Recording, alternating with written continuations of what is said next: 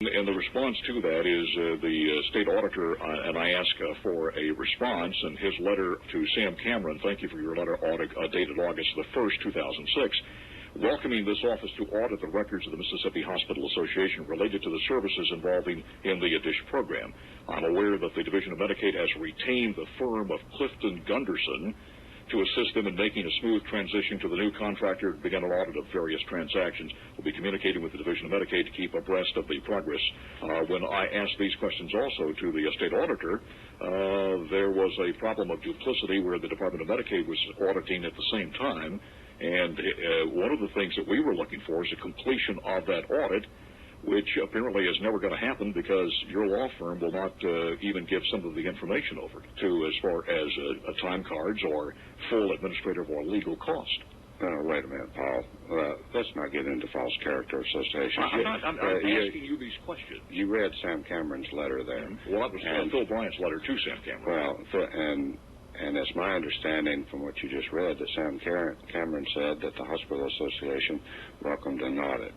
And then you referred to Medicaid doing an audit. Mm-hmm. I know Dr. Bob Robinson over there. He's a tough guy, and if Bob Robinson is doing an internal audit, I have full confidence in it. But that's the problem.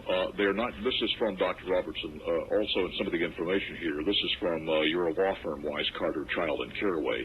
My firm represents the Mississippi Hospital Association. This letter is written in response to your January 2nd, 2007 letter to Sam Cameron. This went through the Division of Medicaid, the Executive Director of MHA. We're talking about Sam Cameron. Invoices for contractors utilized by MHA in performance of its contract for the DISH project with the Division of Medicaid.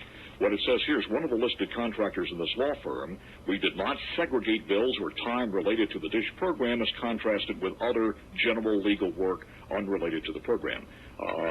To remove hourly rates and fees, all of the redacted invoices have been provided to the requesting auditors. So they've given all of the information, but most of it's been redacted. Is that adequate? It's a letter from your law firm to Richard Robertson of Chief Counsel for the Division of Medicaid. I just have to look at it, but bottom line, I've always complied with the ethics laws, and I will continue to do so. So you're telling me that you have an ethics opinion on your firm and Charlie Ross being a part of the firm, earning ultimately profits from the firm and your association with the Mississippi Hospital Association.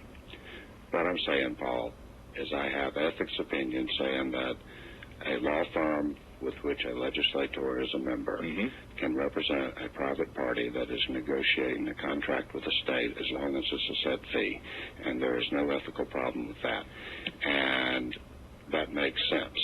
Now, Paul, the bigger question is, going back to Section 109, the bigger question is, we want clear ethics laws that are easy to follow. We also want to make the situation to where people can serve in the legislature. It's a citizen legislature. Well, I understand that, but profiting has always been illegal. If you are profiting from your elective office as senator or as a representative. In February 21st of 2001, in that legislative session, you amended 2424. That's when you changed may to shall, where you voted yes on that. The division may, it read earlier, the division may contract with the Mississippi Hospital Association to provide administrative support for the operation of the DISH program. You voted to change that to shall, which immediately mandated that this company, this nonprofit organization, get it. How was the $5 million negotiated? Where did that come from when the taxpayers in the state of Mississippi could have done it for under $200,000. Where did the $5 million come from? Paul, the way it works is the legislature passed laws, and oftentimes Medicaid will come and request a particular provision in the law. I don't remember that particular piece of legislation. I suspect it probably passed overwhelmingly 52-0 or something. But once you pass the law, it's up to the particular agency to negotiate the contract. The legislature is not involved in negotiating individual You're telling me that you weren't involved in this when your law firm stood to gain a pretty healthy contract with the Hospital Association to represent them? No, I'm telling you that, exactly. I'm telling you that my law firm simply does simple legal work. See, here's where I'm having a problem, because the secondary thing with the follow-up through logic states, not only did you know this and you understood what was going on through your law firm, well, I would think that, then in the subsequent sessions, you made sure, because you apparently had some misgivings or ill feelings about this as far as ethics, and wanted to change the law with the subsequent language in 109. You're mixing apples and oranges, Paul. Okay. With all respect, Section 109 applies when you have a contract with the state. My law firm has never had a contract with the state, and that's because I comply with the law. Paul, the question is whether that Medicaid MHA contract was a good contract, and the state auditor has full authority to look into contracts with the state. So you insulate yourself also when you talk about a group of 43 hospitals and the Mississippi Hospital Association suing Governor Barbour and the state Medicaid program. So you've insulated yourself that you are not part of the people who are suing the state of Mississippi and the taxpayers and the governor. Well, I don't personally represent the Hospital Association. There are lawyers in my firm that do. And, that litigation was over whether the Division of Medicaid and or the governor were complying with the law or they weren't complying with the law. And that's a question the legislature doesn't address. That's the question that the courts address. Did you think...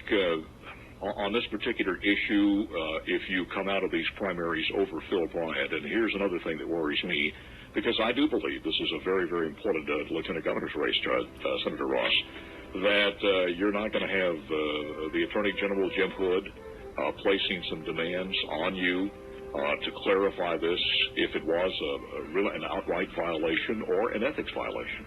Well, it wasn't, and I'm not worried about that at all. I'm very proud of my record in the legislature, and I'm very proud of the fact that I've complied with both the spirit and the intent of the ethics laws. And the question is, we need to get to the issues in this race. And well, I think as far as, and you said it yourself on the outset, that as well as voter integrity and public trust in Mississippi politicians is also mandatory.